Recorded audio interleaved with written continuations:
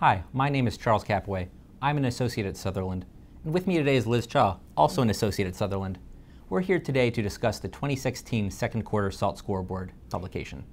In the Sutherland State and Local Tax Practice Group, we have been tracking the wins and losses of significant cases for our clients, the industries we serve, and the overall SALT landscape. Starting with this year, we are sharing our efforts with you. For the first quarter of 2016, taxpayers won 24 out of 48 significant tax cases. That was a solid start to the year. However, in quarter two, taxpayers faced a downturn and won only 21 out of 60 significant tax cases. For the first half of 2016, this brings us to 45 taxpayer wins and 63 losses. Moving on to a breakdown of cases by tax type, taxpayers won 14 out of 34 significant corporate income tax cases, and only 20 out of 50 significant sales and use tax cases. Thanks, Liz. Each scoreboard, beyond merely giving an overview of the quarter's most relevant cases, we also focus on a different topic, such as how taxpayers have fared in a certain type of case, by industry, by region, etc.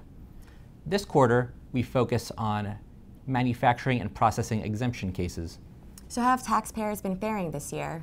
Taxpayers have won 4 out of the 10 significant manufacturing and processing exemption cases. Should taxpayers be aware of anything with regard to these exemptions? Taxpayers should be aware that state revenue departments have been narrowly construing their manufacturing and processing exemptions. This is despite these states having otherwise favorable business environments. Are there any significant cases worth noting this year? Yes. In Southwest Royalties Inc. v. Hager, the Texas Supreme Court held that an oil and gas company's equipment purchases were not subject to their various processing exemptions. This is because the hydrocarbon changes were not due to the equipment, but were instead caused by natural pressure and temperature changes.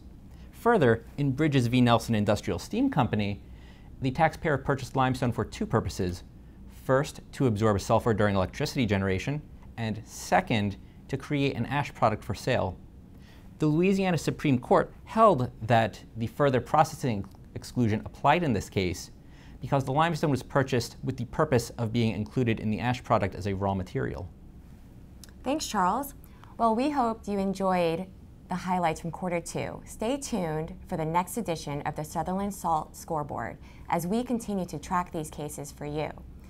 For further information, please visit sutherland.com, stateandlocaltax.com, or our SALT Shaker app.